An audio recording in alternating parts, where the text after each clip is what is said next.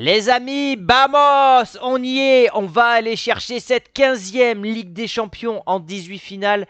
Troisième finale côté Dortmund, deuxième qu'on va traiter sur la chaîne Chronique Foot, puisque c'est à partir de la saison 2018-2019 que la chaîne Chronique Foot a commencé à prendre un virage 100% Real Madrid. Est-ce que j'ai choisi la meilleure période? Je suis pas sûr, parce que je pense qu'avec le triplé de Zidane, la chaîne aurait explosé. Mais c'est comme ça, pas de regret. Et je suis très content d'avoir pris ce virage pour parler que du Real Madrid, parce que c'est ma passion. J'adore ce club et je suis évidemment très content de partager cette finale avec vous. La deuxième donc, je vous ai partagé en début de semaine les 5 raisons de croire en la victoire finale du Real Madrid. Et aujourd'hui, on va aller plus en profondeur. On va aller voir ce que nous dit la presse à 24 heures de cette finale. On regardera le contexte général côté Real Madrid. On ira bien sûr faire un petit tour en Allemagne, voir ce qui se passe du côté de Dortmund. Je vous ai trouvé 3 duels majeurs qu'il faudra observer lors de cette finale. Je vous dévoilerai les compos probables à 24 heures du choc et bien sûr mes pronostics en fin de vidéo grâce à mon partenaire Unibet qui vous offre 10 € à l'inscription. C'est très simple, vous téléchargez Unibet avec le lien en description et au moment de rentrer le code, vous rentrez le code Chronique10, vous aurez 10 € offerts en plus des 100 € qui vous sont remboursés sous forme de free bet. Donc merci à tous ceux qui le feront. Bien sûr, vous pronostiquez avec responsabilité, c'est strictement réservé aux personnes majeur. Et j'ai envie de vous dire les amis, pour porter chance à nos joueurs, est-ce qu'on balancerait pas notre générique d'Avengers? Générique!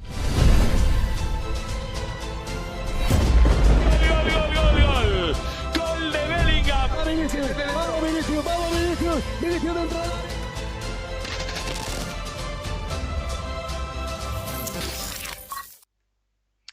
La presse espagnole qui a mis exactement la même photo composée de Kroos, Vasquez et Bellingham. Elle n'est pas anodine cette photo puisqu'il y a l'ancienne génération avec Toni Kroos qui va donc jouer son dernier match sous les couleurs du Real Madrid et Bellingham qui est le symbole de cette nouvelle génération côté merengue et bien sûr Lucas Vasquez qui est un homme de vestiaire.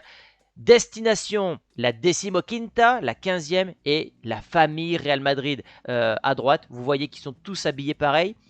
Petite anecdote, j'ai écouté l'after ce matin et on a vu que l'équipe de France, chaque joueur arrivait habillé différemment. Ce qui est le cas du côté du Barça. Et en fait, ils copient sur le mode NBA. Côté Real Madrid, on reste traditionnaliste. Chaque joueur est habillé de la même manière, un équipement qui est fourni par le club. Parenthèse fermé.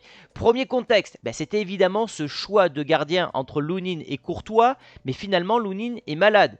Il a ce qu'on appelle une chiasse des familles, une grosse gastro-entéro, et du coup, voilà, il y aura plus de débat, c'est Courtois qui sera gardien, Lunin entre guillemets, s'est excusé sur Instagram en disant « Cela me fait beaucoup de peine de ne pas pouvoir préparer le match le plus important de la saison et le plus important de ma vie. » Ce qui veut dire que s'il avait été capable de jouer et qu'il avait été remplaçant, je pense qu'il aurait très mal vécu et qu'il aurait pu demander son départ. L'excuse de la maladie pour le Real, elle tombe merveilleusement bien puisque Ancelotti dira Lunin, tu comprends bien que tu ne peux pas être titulaire, tu sors d'une grosse gastro, ça sera Courtois titulaire.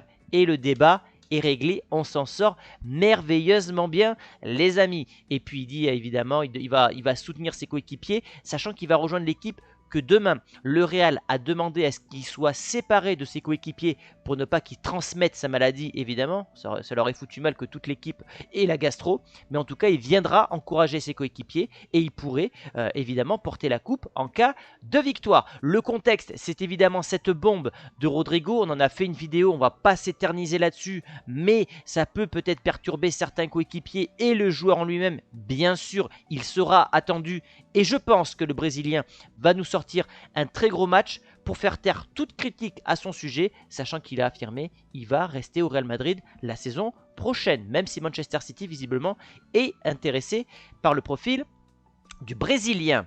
L'autre contexte, c'est évidemment le dernier match de sa carrière pour Marco Reus du côté de Dortmund, mais évidemment aussi Toni Kroos côté Real Madrid. Et je m'auto-cite par rapport à ce que j'ai dit sur Twitter, c'est l'avantage d'être créateur de contenu, on fait absolument ce qu'on veut.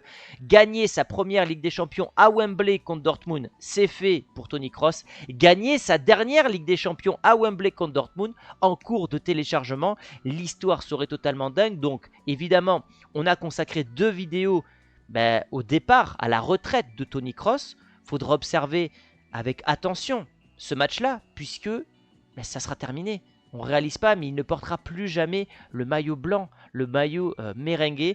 Donc évidemment, beaucoup de tristesse, mais en même temps de joie si ce dernier termine au sommet, comme ça, avec une Ligue des Champions, ce qui pourrait être la plus belle sortie de l'histoire pour un joueur du Real Madrid. Zidane était sorti, je le rappelle, sur une saison blanche, même s'il avait terminé sa carrière à Madrid.